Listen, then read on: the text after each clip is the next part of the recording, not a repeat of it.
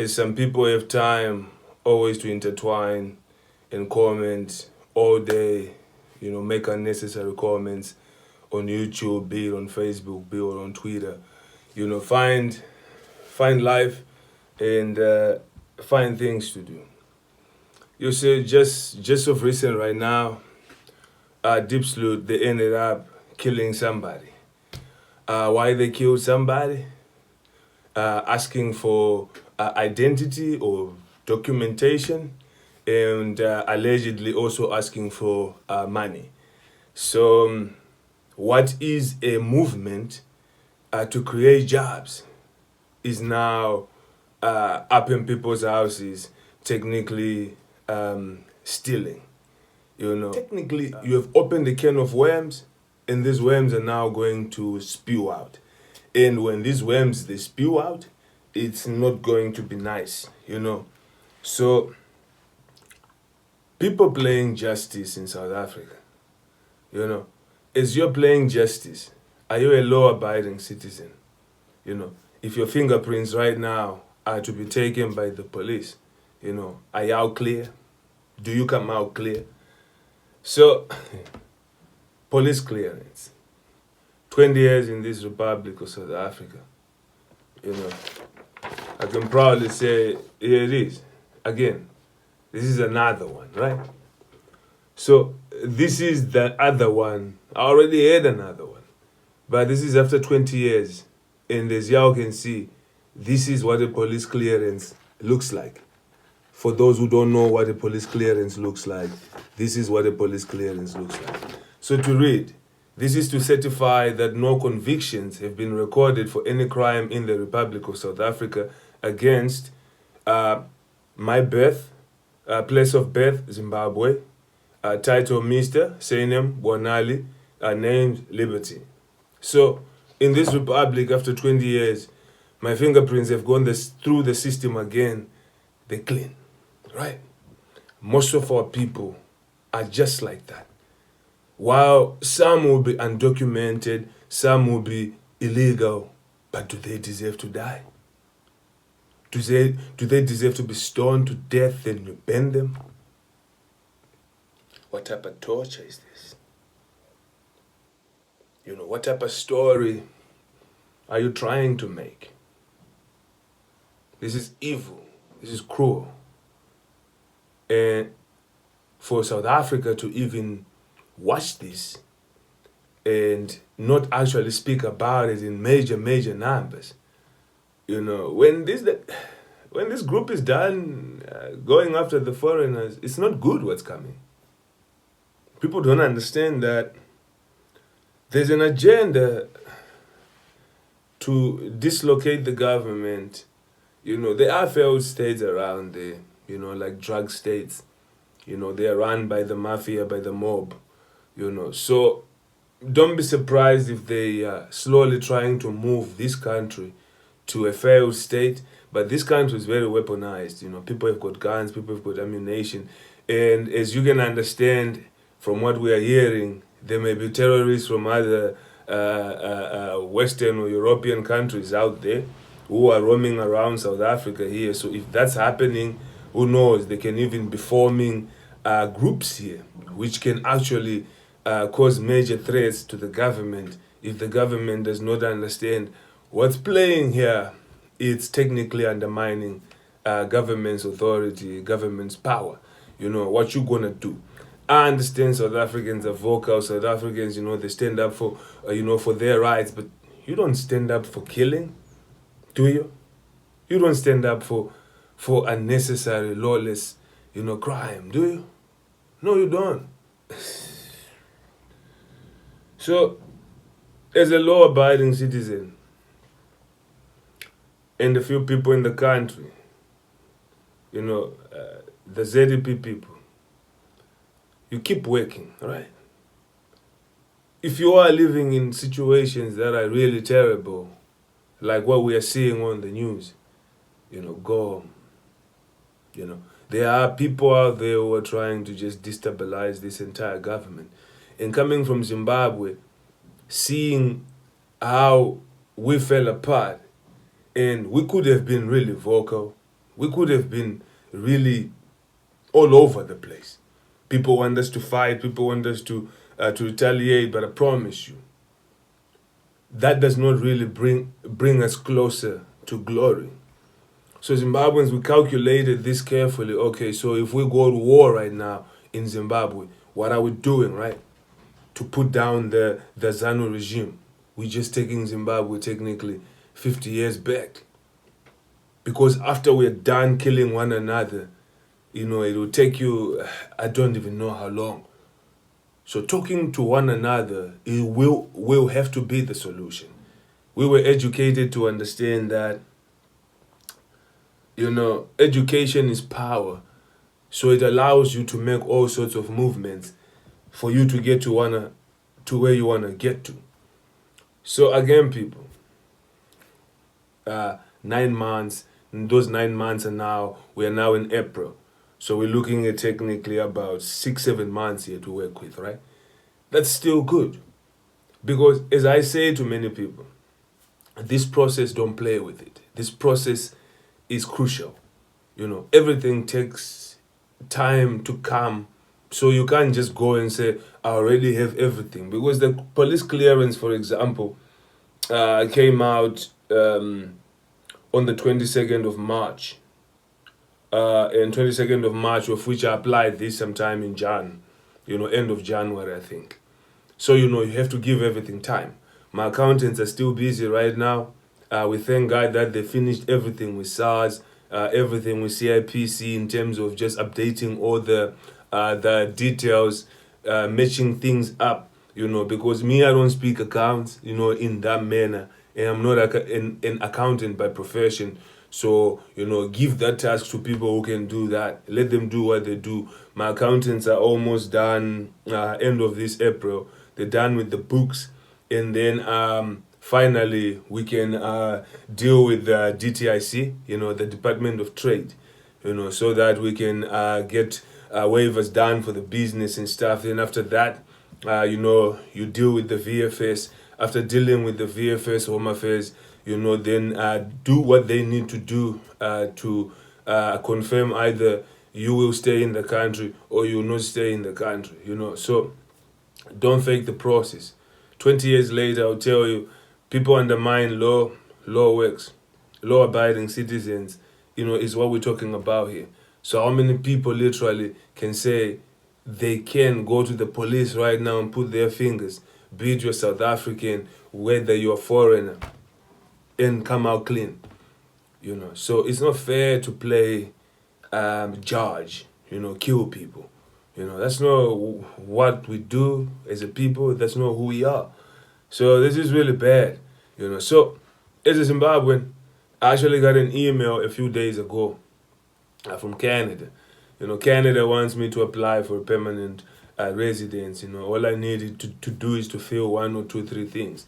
I'm attached to Africa. I've been to Europe, Germany 3 times, Switzerland, Holland, Namibia, and I just find that my soul, is South Africa. So people have to actually move with plan A, plan B, plan C. Plan A is your current, situation. These current conditions. If you're a Zimbabwean, even if you're a South African, you have to be really aware now of what's going on, because this is not going to be stopping anytime soon. There's just way too many agendas here. So for anyone who has actually gone through educational platforms and sectors, growth, development, working for themselves to be something, you need to be cautious with, okay, you're building right now, but your foundation may just be under a lot of threat. Maybe not today, maybe not next year, but in the next 10 years for sure, it can be under threat. So what do you do? The current conditions are you're in South Africa. Where do you go after South Africa? Zimbabweans, South Africans, law-abiding citizens. If this is to pass through you, where do you go? What do you do? So that's where you need to come with the next phase. Pick a country that you work with. Pick a country that you relate with. Pick a country that you can go and grow. Because this really is not coming for undocumented illegals. It's coming for people with things or people who may be, because people don't understand life is about classes. So those classes, they're deeper now. You know, there is a 1% that has the riches, and that 1% has got all races. You see, people don't understand world of economics and money sees no race like that. It's about adapting. Do you adapt or you don't adapt?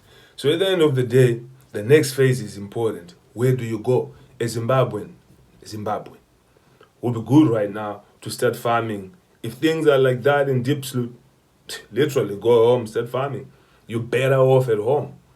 You know, kids will have moral. You know, did you see how our sister there is crying on the news? You know, that's very painful.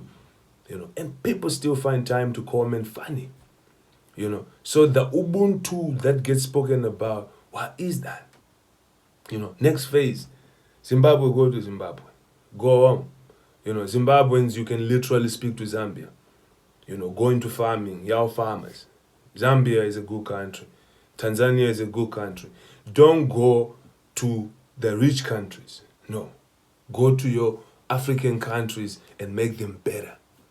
You know, if there's an opportunity where you go to these African countries, go there, make them better.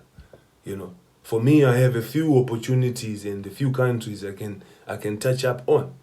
But the idea is, you see, I came to South Africa for family matters, to build, to grow. And if you look at the foundation, what we do here, we help families of all races. So I'm not a coward to just, you know, like they tell me, go home. Then I'm like, okay, sure. And my feelings are hurt now. So no. By you saying to me, go home, you're trying to hurt me, right? But you're just hurting your own people. Because the services we provide are not provided to the Zimbabweans. They're provided to the South African economy, to the South African communities, to the South African students, to the South African families, to the South African businesses. I care about that very much, whereby a lot of people don't care about that. So personal reflections, you know, people don't reflect, you know, I have to be blamed for someone not having whatever they want. So you must solidify the next phase. So you find the next phase. Think now. Why are you going there? You know, why do you have to go to Canada? Why do you have to go to Germany? Why do you have to go anywhere you want to go, if not home? When you go home, what will you do at home? How will you solidify your stay, you know, to be more permanently happy? People cannot live life like this, you know. I mean, how do you march every day, even just, you know, going after people? Where do you find time to work? Where do you find time to apply for the job? You know, no disrespect, but most of the people out there who are doing these marches and stuff, they're not really looking for stability for this country. And that fears, that scares me. And anyone with common sense and sight to see should be actually scared of what is being created here. So current phase, these current conditions, they will not be suitable long term. You know, find the next phase. Next phase, you should solidify that next phase so that you never have to go through situations like these, as we've been mentioning in the other videos. You know, these are stories you can only tell. You know, people are running away from Ukraine. People are running, right? One day we will be all running away from South Africa if we keep moving this way, or if we keep vigilante groups moving this way, undermining law, undermining government, undermining technically the president himself. That's unacceptable. Yeah. Morality, you know. People don't have morals. People are disrespectful. The job that you have to go and apply for, these people need you to be a good worker. They need you to have high morals. They need you to have skills. They need you to follow a certain time protocol of work ethics. You know, they demand from you for this work, for this job. You know, so it's not that easy. As I said already, I had a job. I wasn't happy with this job. You know, good versus evil. Some people are actually just out there to create evil. And then we're out there say, oh, our people, all our people. No, all your people are not all the same. That's why there's classes of people. That's why people live in different places. That's why people do different things. That's why there's different religions, even in a sense. It's one people, but they classify themselves differently because they just want to be different from the next group. So good over evil, it's important for people to understand, you know. Like, if you say you're from God, how do you even like justify any of this? No, you can't. You want to send someone out, send them out. You can't kill them. No, you can torture them. Who are you? Faith and God-fearing. We Zimbabwean people, as far as I understand from birth, the first thing I memorized was the Bible, then to the Quran, then creating the music, then we speaking like this and the, whatever I have created. I'm God-fearing. So I'm not violent, and neither are most of our people. They can't be violent to come and say brutalize somebody like that. No, that's just not in our nature. So we want a dialogue. And even people saying, no, just go do what you gotta do with the Zim government, just create war there. No, we don't do that. We're God-fearing.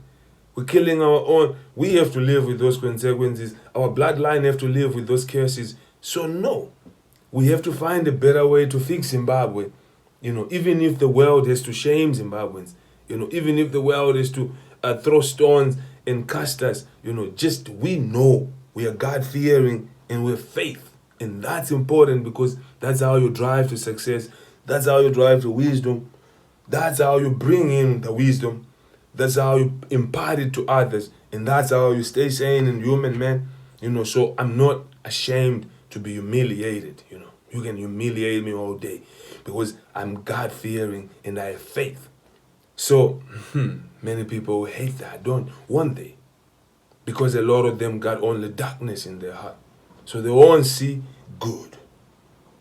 So how do you see prosperity? When going to sleep, you blame someone, waking up blaming someone. Where do you find the time to work? Where do you find the time to think? Where do you find the time to identify with yourself, this is right, this is wrong?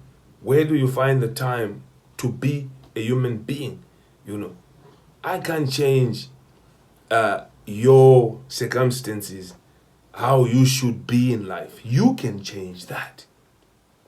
The question here that a lot of people have to just ask themselves is, how long are we going to allow lawlessness to a point that actually this is not just a threat for South Africa. These infiltrations are actually becoming a threatful situation for the SADC region, looking at what's happening in Mozambique. And these problems, they can start to dislocate us heavily. Africans, we have to be very careful at this stage now. You see, we're living in different and very dangerous territories. These are deep territories. So for someone with no education, how can they even understand how we were even colonized? How can you understand how apartheid happened? Oh, the nerve. Oh, we didn't run, No, we didn't go into exile. No, ask your elders. Your elders went into exile. They were taken care of. Yes, there were rules and regulations like any other country, as we are asking in this beautiful country for us to have rules and regulations. But you can't deny that the elders ran away from this country, seek refuge, came back to win for all y'all. And Africa today is being repaid by what? Killings of their own, from their own. So the South African leaders, as a Zimbabwean child, our leaders, at least, they may have failed at everything, but they taught us importance of Africans and how it was important for us to grow emerging. And as far as we understand, other African countries, they have respect, they have got love for Zimbabweans. Even there, they know that the people are displaced, dismantled right now, like most of the Africans. So African history in South Africa, is it important? Or South Africans have got their own type of history, which only praises South Africans and whatever was born here? Help me understand and help the people understand, so that, because the dialogues from the leaders are not straightforward to the point. The dialogues are, twisted. Hence why the masses do what they want, because there's no clear direction. There's no clear, no, we will not do this and then there's action to this. Okay, we will go and provide this and this and this for this community. I mean, there are problems in the communities that the government has to focus on. But why are the leaders not talking about the relevance of Africans, the relevance of we being together perhaps, or just tell us separate? The leaders, it's important for them to speak. People are becoming famous on YouTube, speaking about things that they shouldn't even be speaking about. And the officials don't actually touch on this thing. So exile is something that was important to bring South Africa to what it is right now. So we may be fighting end. But the family structures that we always had, that we will always have, broken apart, infighting and stuff, they allowed for South Africa to win its independence, its freedom, right? To be free. And here we are. It's our choice, how we move going further. This South Africa is shaky for anybody, whether you're a law-abiding citizen. If you are not, once you're done with all these resources, you're going to have to go to other countries now to go and scavenge there. So what? Is this World War III, without us knowing what's really going on? What are they? What are the vigilantes around the world in different countries trying to create right now? This is dangerous. That's all I know. Very dangerous.